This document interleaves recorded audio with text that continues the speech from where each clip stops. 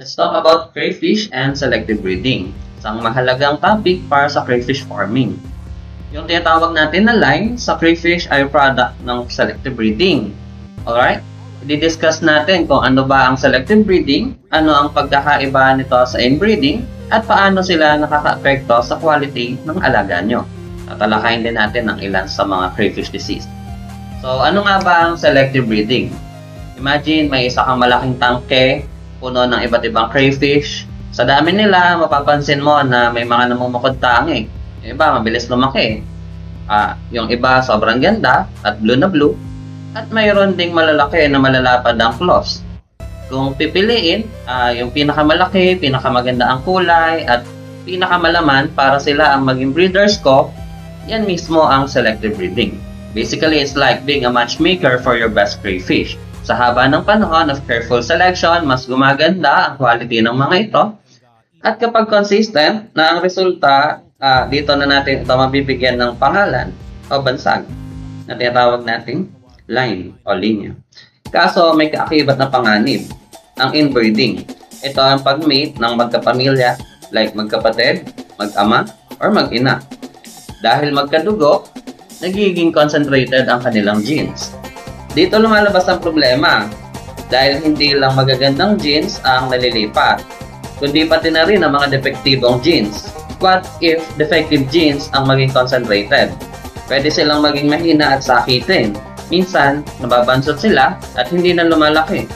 At ang pinakamalala, bumababa ang kanilang survival rate. Kaya pwedeng mabilis silang mamatay. Pero para mas maintindihan natin, discuss natin ang crayfish life cycle step by step. Una yung eggs. Naka-attach lang yan sa family breeder.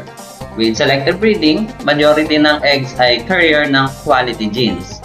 Kaso pag nadali ng inbreeding, possible na mas maraming eggs ang hindi mag-hatch. Next is baby crayfish or craylings.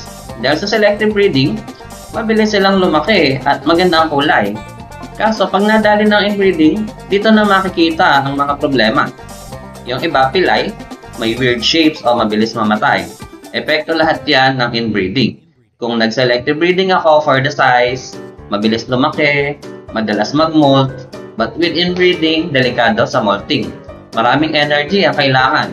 Kaso paano kung mahina sila? Yung iba, hindi makalabas sa shell, so namamatay lang. Sayang. Next is yung mga disease.